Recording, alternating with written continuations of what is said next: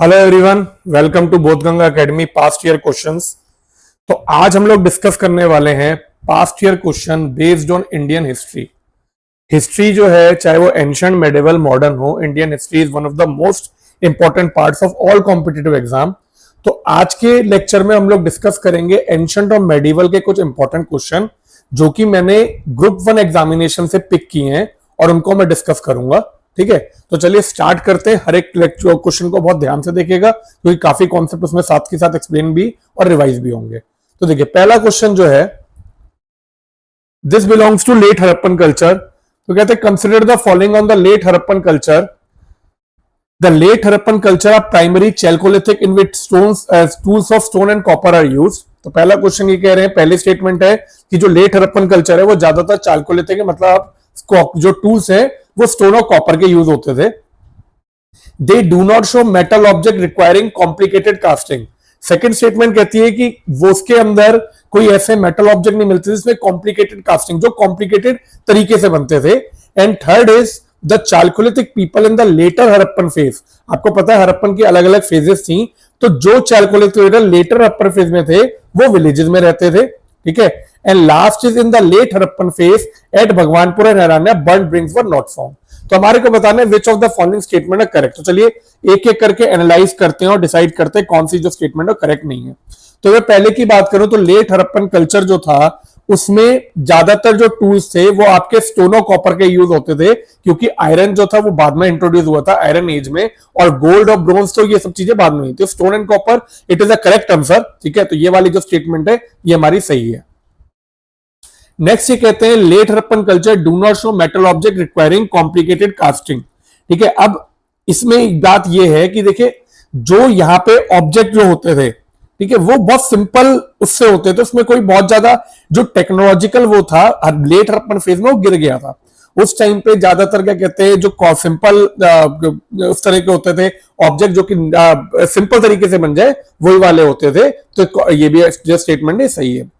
Chalcolithic people in the later Harappan phase lived in villages. अब ये जो क्वेश्चन है ये बहुत ध्यान से पढ़ना है, क्योंकि जो चैल्कोलिथिक पीपल अगर आप हड़प्पन फेज की बात करो तो उसमें टाउन्स में रहते थे, लेकिन जैसे जैसे हड़प्पन फेज डिक्लाइन होना शुरू हुआ, जब वो नीचे गया, जब जो डिक्लाइन का टाइम आया which was later Harappan phase, उसमें जो पीपल थे वो अर्बन सेंटर को छोड़ के विलेजेस की तरफ शिफ्ट होने लगे थे, वापस रूरल लाइफ की तरफ आने लगे थे। तो this statement is also correct.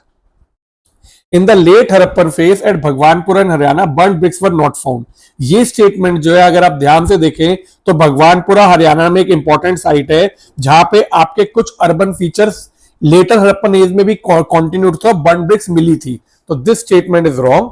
So our correct answer will be 1, 2 and 3 option B. Next question, consider the following type of pottery. 5 तरह की पॉटरी दी हुई है, black and red ware, black slipped ware, painted grey ware, red ware, northern black polished ware. Question कहता है कि इन 5 में से which of the above type of pottery were associated with later Vedic people. Later Vedic people में कौन कौन सी pottery associated है, तो देखो एक एक करके डिस्कस करते हैं। पहली है ब्लैक एंड रेड वेयर। अगर मैं बात करूं ब्लैक एंड रेड वेयर की, तो ये जो पॉटरी थी ये लेट हड़प्पन कल्चर में और लेटर वैदिक पेट्री दोनों में था। ठीक है, जिसमें होता क्या था, बेसिकली आपका अर्बन से रूरल लाइफ की जो ट्रांजिशन हुई थी वो पूरी की पूरी यहाँ पे रिप्रेजेंट होती थी। तो ये ज्यादातर घरों में और रिचुअल पर्पज में black and red where pottery बहुत यूज की जाती थी। तो ये वाला तो हो गया हमारा करेक्ट। अब आता है ब्लैक स्लिप्ड वेयर। अब जो ब्लैक स्लिप्ड वेयर थी ये ज्यादातर लेटर वैदिक फेस में बहुत यूज हुई है। ये अगर आपको ध्यान रहे या ध्यान रखिएगा, गंगा वैली, अपर गंगा वैली की साइड में सबसे ज्यादा यूज हुई है ब्लैक स्लिप्ड वेयर। ये क्या होता था कि आपका एक व्हील में पहले व्हील में बना के इसे लो टेम्परेचर में फायर करके अलग अलग कलर से ब्लैक स्लिप्ड वेयर के फॉर्म में इसको नाम दिया गया था। तो this is also associated with later Vedic phase. Painted grey ware PGW, this is one of the most famous type of pottery जो कि लेटर वैदिक कल्चर से बिलोंग करती है। इसका रीजन था कुरु पंचाला रीजन। कुरु पंचाला रीजन में ज्यादातर एसोसिएटेड थी। तो this is also belonging to later Vedic phase. तो third is also correct. Red ware, redware जो थी, ये पॉटरी जो है, ये पूरी हिस्ट्री में जब तक आपका पॉटरी का है, कहीं ना कहीं पे पाई जाती है, किसी ना किसी एजेस में, कहीं ना कहीं किसी रीजन में पाई जाती है। तो लेटर वैदिक पीरियड में भी एवरीडे यूज के लिए रेडवेयर भी यूज होती थी। नॉर्दर्न ब्लैक पॉलिश वेयर, ये जो पॉटरी थी, इसका इंट्रोडक्शन जो था वो हुआ था वैदिक के बाद, मतलब अर्ली मौर्यन, जो मौर्य का अर्ली पीरियड था उसमें ये पॉटरी इंट्रोड्यूस हुई थी। तो this is incorrect. So our correct answer will be 1, 2, 3 and 4। तो देख लेते हैं, ए नहीं हुआ, बी नहीं हुआ, C option C. So option C is correct. अब हम लोग बात करते हैं next question 3। Identify the incorrect statement on the contribution of Jainism. तो इसमें बात हो रही है जैनिज्म की। तो देखते क्या क्या इसमें से, इन चारों में से इनकरेक्ट स्टेटमेंट को आइडेंटिफाई करना है। तो एक एक स्टेटमेंट को डिस्कस करके देखते हैं कौन सी इनकरेक्ट है। अर्ली जैन्स अडॉप्टेड प्रकृत टू प्रीच देयर डॉक्ट्रिन। तो ये बिल्कुल सही स्टेटमेंट है। जब जैनिज्म इंट्रोड्यूस हुआ था तो प्रकृत लैंग्वेज जो थी, it was use for common people, क्योंकि संस्कृत से जो अपनी टीचिंग्स को लोगों तक पहुंचाने के लिए जैनिज्म ने प्रकृत को यूज किया था। This statement is correct. Their religious literature were written is Ardha Magadhi. ये भी बिल्कुल सही है। जो आपका जैन टेक्स्ट, जो कैनोनिकल जैन टेक्स्ट है, जिनके ऊपर जो कि अगामास कहे जाते हैं, ठीक है, ये अर्ध मगधी प्रकृत, एक ये लैंग्वेज थी अर्ध मगधी प्रकृत, उसमें लिखे गए थे, जो कि ईस्टर्न इंडिया में बहुत समझी जाती थी, बिहार साइड बहुत ज्यादा अंडरस्टूड थी। नेक्स्ट है the early Jains discarded Sanskrit language. ये भी बिल्कुल ठीक है। आपको पता होगा कि जैनिज्म जो इंट्रोड्यूस हुआ था वो ब्राह्मणिज्म के अगेंस्ट में होता, जो ब्राह्मण्स की सुपीरियोरिटी थी उसके अगेंस्ट में होता। ब्राह्मण्स जो थे, जो तुम्हारा वैदिक लिटरेचर है, इट यूज संस्कृत लैंग्वेज। तो अर्ली जैन्स जो थे, जब ये इंट्रोड्यूस हुआ था, दे डिस्कार्डेड संस्कृत लैंग्वेज। तो this is also correct. They never used Apabhramsa for the earliest important work of Jainism. This statement is wrong. वैसे भी तीन अगर सही है तो ऑब्वियसली बाय एलिमिनेशन और so option D will be correct. But वैसे भी देखा जाए तो जो आपके जैन स्कॉलर से, जैसे कि हेमचंद्र हो गया या अदर जो बड़े बड़े जैन स्कॉलर थे लेटर, उन्होंने क्या कहते हैं, अपभ्रंशा को यूज किया था, जो कि प्रकृत से निकल के आई थी लैंग्वेज। ठीक है, तो अपभ्रंशा भी जो था वो प्रकृत के बाद जो लैंग्वेज यूज हुई थी। तो this is incorrect. It was use in later Jainic ways. Question 4, match the following. List 1 में आपको महाजनपद दिए और लिस्ट 2 में कैपिटल। तो आपको पता है 16 महाजनपद थे, तो इसमें से यहाँ पे 4 दिए हुए और मुझे इनके कैपिटल को मैच करना है। तो सबसे पहले बात करते हैं अवंती की। तो अवंती जो रीजन था, ये ईस्ट वेस्टर्न मध्य प्रदेश की साइड में ये एक रीजन था, महाजनपदा था। इसकी जो कैपिटल थी वो उज्जैन थी। तो आपका ए का हो गया 1। ठीक है, अवंती कैपिटल थी उज्जैन। कोसाला जो रीजन था, it was in Uttar Pradesh, जो ईस्टर्न उत्तर प्रदेश है आज की डेट में, उसके अंदर कोसाला राई करता था। कोसाला की जो अर्लीस्ट कैपिटल थी वो थी श्रावस्ती। ये श्रावस्ती जो कैपिटल थी, लॉर्ड बुड्ढा के टाइम पे किंग प्रसन्नजीत ने जो कैपिटल एस्टेब्लिश की थी, डेट वॉज श्रावस्ती। तो Kosala is, this is also correct. Vatsa, Vatsa जो किंगडम था, ठीक है, इट वॉज अराउंड, ये भी उत्तर प्रदेश में इलाहाबाद रीजन के अराउंड में था, जिसकी जो कैपिटल थी वो कौशाम्बी थी। तो ये भी करेक्ट है। एंड 4th इज अंगा। अंगा आज के डेट में जो मॉडर्न डे भागलपुर है, जो आज का भागलपुर बिहार के अंदर जो रीजन है भागलपुर, अंगा उसके वो कॉरस्पॉन्ड करता था। तो अंगा की कैपिटल चंपा थी, which was a famous ancient trading and ancient state city. तो दिस इज ऑल्सो करेक्ट। तो ए का 1, बी का 2, सी का 3, डी का 4। Correct answer will be option 1। Next, consider the following art and architecture form. तो ये आर्ट एंड आर्किटेक्चर क्वेश्चन है। The rock cut elephant at Dhauli in Odisha, Yakshi figure from Didarganj in Patna, great stupa at Sanchi in Madhya Pradesh, 80 pillared hall at Kumhrar in Patna. Which of the above art and picture form belong to the Mauryan period. तो अगर मैं बात करूं मौर्य की, तो आपको पता होगा मौर्य में बहुत सारी आर्किटेक्चर जो है बहुत फेमस है। तो हम लोग को ये बताना है कि इन चारों में से कौन कौन से मौर्य पीरियड को बिलोंग करते हैं। तो अगर आप पहला देखें, rock cut elephant at Dhauli, तो रॉक कट एलिफेंट जितने रॉक कट के मेजर थे, ये शुरू भी अशोका के टाइम से हुए थे। उससे पहले आपके रॉक कट केव हुआ करते थे। रॉक कट एलिफेंट धौली के टाइम पे it was belong to the region of Ashoka. Ashoka Maurya empire के बहुत बड़े एम्पायर थे। तो ये वाला आपका सही है। ठीक है, तो दिस इज करेक्ट। नेक्स्ट है यक्षी figure from Didarganj in Patna. तो यक्षी फिगर जो था, it is a very well known architecture from Maurya period, जो कि एक स्टोन से बनाया गया था, चुनार सैंडस्टोन से बनाया गया था। ये बेसिकली आपका जो मौर्य की क्राफ्ट्समैनशिप के लिए ये बहुत फेमस है, तो this is also correct. Great stupa at Sanchi in Madhya Pradesh, ये बिल्कुल सही है। ग्रेट स्तूपा को बनाया गया था ओरिजिनली अशोका से, जैसे लेटर जो था आगे जो रूलर थे, सतावना हो गया, शुंगा हो गया, उन्होंने एनलार्ज जरूर किया था, लेकिन जो इसकी एस्टेब्लिश थी ग्रेट स्तूपा एट सांची की, वो अशोका ने की थी, तो this is also correct. 80 pillar hoarded कुम्हारन in Patna, this is very famous architecture of Maurya. यहां पे ये भी कहा जाता है बुद्धिस्ट काउंसिल भी हुई थी, अशोका ने जो कॉल करी थी। तो 80 पिलर हॉल्डेड कुम्हारन पटालीपुत्रा, जो आज के डेट में पटना है, वो पहले पटालीपुत्रा था। तो ये 80 पिलर जो थे पॉलिश सैंडस्टोन से बने थे और मौर्य आर्किटेक्चर के एक बहुत बड़ा एग्जांपल है। तो ये चारों के चारों जो है these all belong to Maurya architecture. हमारा करेक्ट आंसर हो option C 1, 2, 3 and 4। Next question है, consider the following item, turbans, trouser, heavy long coat, helmet, boots. Which of these items listed above are introduced by Shakas and Kushans from Central Asia? तो central Asia से जब Shakas and Kushans आए थे, तो इनमें से कौन कौन से इंट्रोड्यूस किए? तो देखो, पहला है टर्बन। ये जो टर्बन है ये सेंट्रल एशिया की बहुत बड़ी पहचान थी। तो जो टर्बन से, this is correct, it was one of the major head पे जो बांधा जाता था, जो कि इंडियन कल्चर में जो सेंट्रल एशिया उधर से इन्फ्लुएंस हुआ। तो टर्बन से करेक्ट। Next is trousers. ठीक है, अब देखो जो ट्राउजर्स था ये इंडियन ट्रेडिशनल कल्चर का पार्ट नहीं था। उस टाइम पे धोती और ये सारी चीजें जो थी वो ज्यादा पहनी जाती है, ट्रेडिशनल इंडियन अटायर। तो ये जो ट्राउजर पैंट्स जो थे, it was not part of traditional Indian attire. तो सेंट्रल एशिया में जो स्कीथियन थे, ठीक है, एंड कुशान वो वॉरियर थे, उन्होंने क्या कहते हैं ट्राउजर्स को इंट्रोड्यूस किया था। बेसिकली ट्राउजर से जो हॉर्स राइडिंग थी इट वाज वेरी इजी, तो ट्राउजर्स भी वहां से इंट्रोड्यूस हुए। तो this is also correct. Heavy long coat, central Asia में जो टेम्परेचर ठंडा होता था तो ठंडक से बचने के लिए वो लॉन्ग कोट पहना करते थे। तो this was also introduced by Shakas and Kushan, this is also correct. Helmet and boots, these both are also correct। Helmet जो थे, आर्मर्ड हेलमेट जो थे, it was used for protection, battles में प्रोटेक्शन के लिए, और जो बूट्स थे वो हॉर्स राइडिंग के टाइम पे यूज होते थे। तो ये पांचों के पांचों प्रोडक्ट जो थे वो इंडिया में सेंट्रल एशिया से जो शाकाज और कुशान आए थे, स्कीथियन जो इंडो स्कीथियन रूलर से, उन्होंने इंट्रोड्यूस किए। तो this is also correct. Sixth का डी। सेवेंथ, इन द सतावना inscription the term kataka and skandhavara mean the tax free villages of Buddhist monk, military camps and settlement which served as administrative center, the areas of rock cut architecture, the areas of large scale paddy transplantation।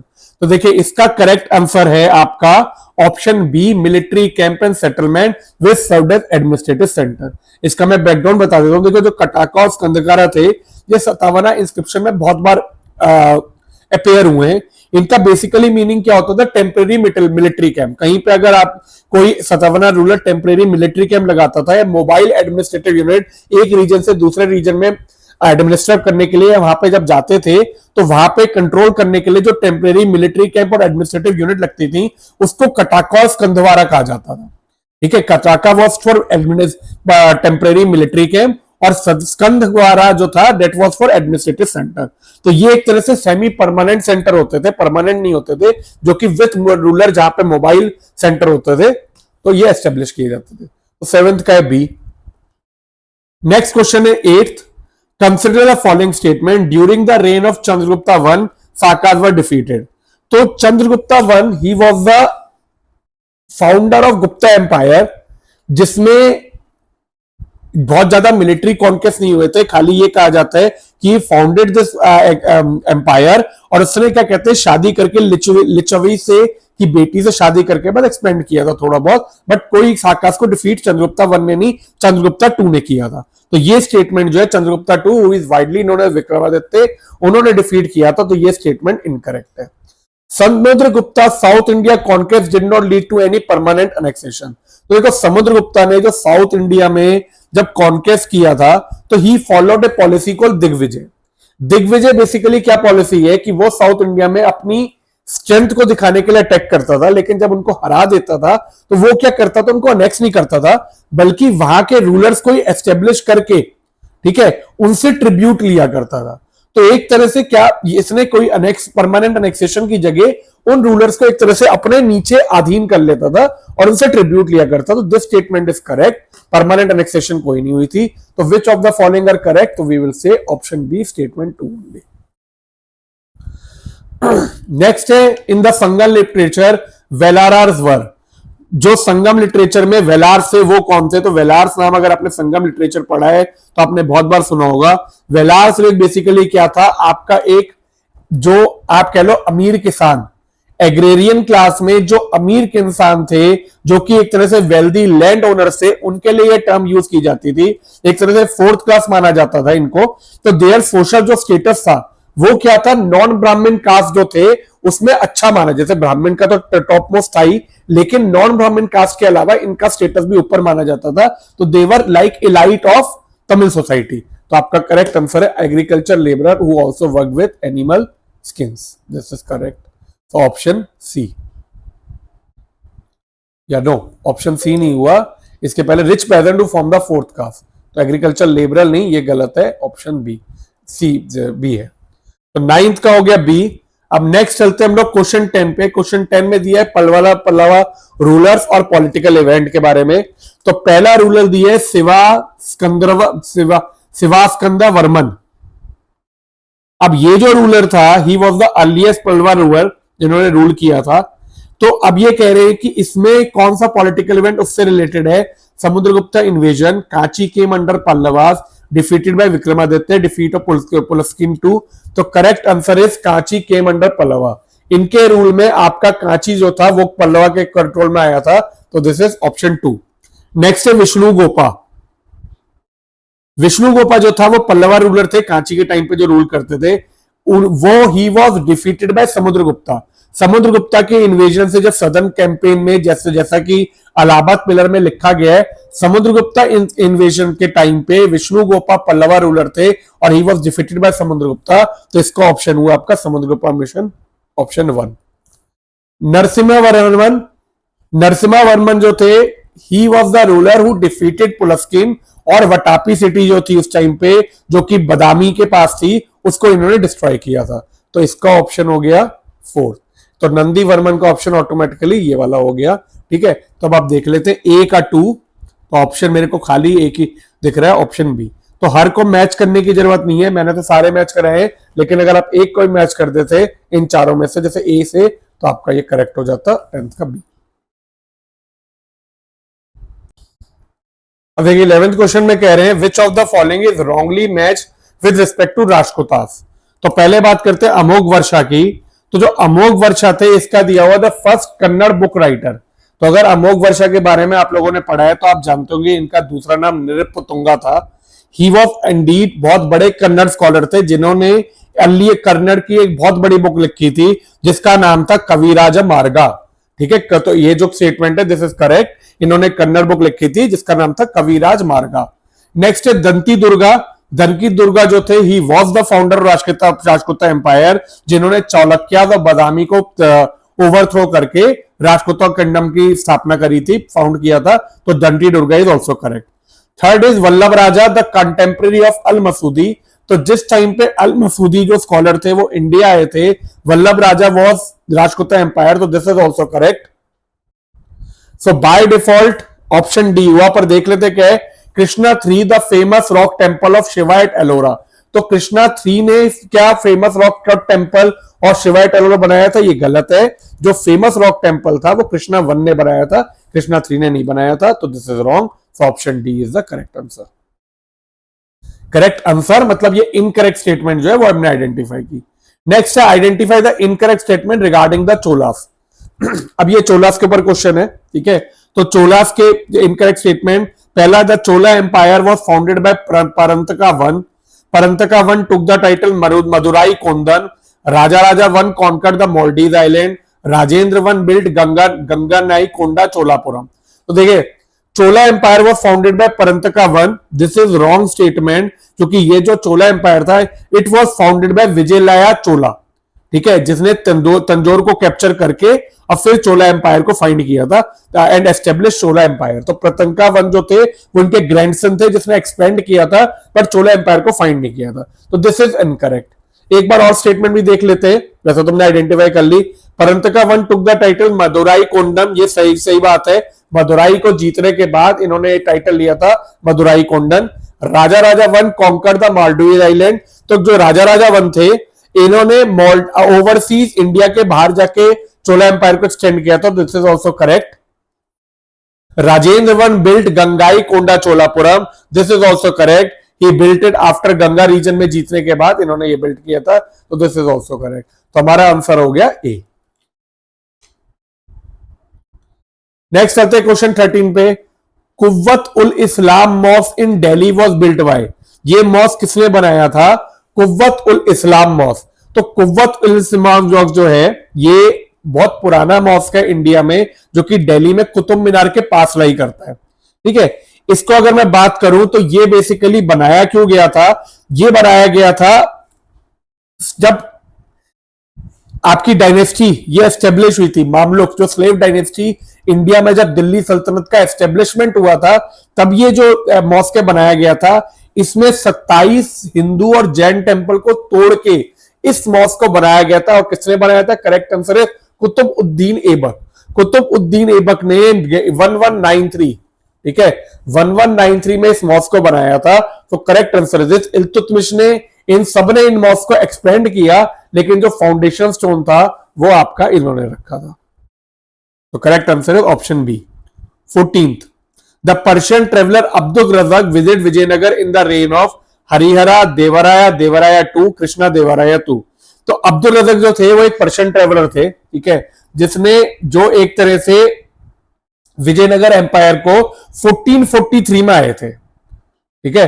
तो ये जो Abdul Razzaq थे, he was the ambassador of Herat, जो कि अफगानिस्तान में लाई करता है। तो दो तीन चीजें याद रखना, पर्शियन थे, ठीक है, हेरत अफगानिस्तान, हेरत जो है उस जगह के ब्रांड एम्बेसडर थे ये। तो ये जब विजयनगर आए थे उस टाइम पे जो रेन चल रहा था, इट वॉज ऑफ देवारिया 2।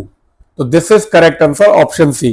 तो देवारिया 2 पे आए थे और इन्होंने जो लिखा था, it was about Vijayanagar empire की प्रॉस्पेरिटी, एडमिनिस्ट्रेटिव एफिशिएंसी, इन सबके बारे में लिखा था। अब चलते हैं इस लेक्चर के लास्ट क्वेश्चन पे, विच इज क्वेश्चन 15। क्वेश्चन 15 में ये कह रहे हैं मैच द फॉलोइंग, ठीक है। पहला है मतलब ये दिया हुआ है भक्ति स्टेट और नेक्स्ट दिया हुआ है एरिया ऑफ मूवमेंट, तो एक एक को मैच करना है। तो पहला है वल्लभाचार्य। तो वल्लभाचार्य कौन से रीजन में थे? तो incorrect answer is Gujarat region. Vallabhacharya जो थे इन्होंने पुष्टि मार्ग, जो कि पाथ ऑफ ग्रेस जो है, ये गुजरात में फाइंड किया था, ठीक है। ये बेसिकली डिवोशन लॉर्ड कृष्णा, जो लॉर्ड कृष्णा की डिवोशन के लिए ये जो था जो मूवमेंट थी वो बहुत फेमस थी। तो लेकिन हमें क्योंकि एरिया देखना है तो वल्लभाचार्य का हो गया गुजरात। नेक्स्ट है तुलसीदास। तुलसीदास को आप लोग जानते होंगे, इन्होंने रामायण लिखी थी। He is famous for popularising the worship of Lord Ram. तो तुलसीदास जो थे वो लॉर्ड उत्तर प्रदेश से बिलोंग करते हैं। श्री चैतन्य, ये भी नाम जो है आपने बहुत सुना होगा। श्री चैतन्य जो थे, ये श्री चैतन्य महाप्रभु, इन्होंने वैष्णव भक्ति मूवमेंट को बंगाल और उड़ीसा में लीड किया था। तो ही बिलोंग्स टू बंगाल, जिसमें इन्होंने कृष्णा के बारे में सुनाया था और डिवोशन को प्रेस किया था। तो दिस इज बंगाल। और तुकाराम जो है it he is from Maharashtra. तो अगर मैं देखूं ए का 2, बी का 2, ए का 2, बी का 1, तो अगर आप इसी को देखोगे तो ऑप्शन आपका आ जाएगा सी। तो ये थे हमारे 15 हिस्ट्री के question which was based on ancient and medieval India. Next lecture में मैं फिर से क्या कहते हैं 15 क्वेश्चन के करीब फिर से डिस्कस करूंगा। आई होप आपको ये क्वेश्चंस क्लियर हो, आपको ये समझ में आया हो किस तरह से। देखिए, आप हिस्ट्री में जितने क्वेश्चंस अटेम्प्ट करेंगे उतनी आपकी प्रैक्टिस बेटर होगी, उतने आप किसी भी एग्जाम के लिए प्रिपेयर होंगे।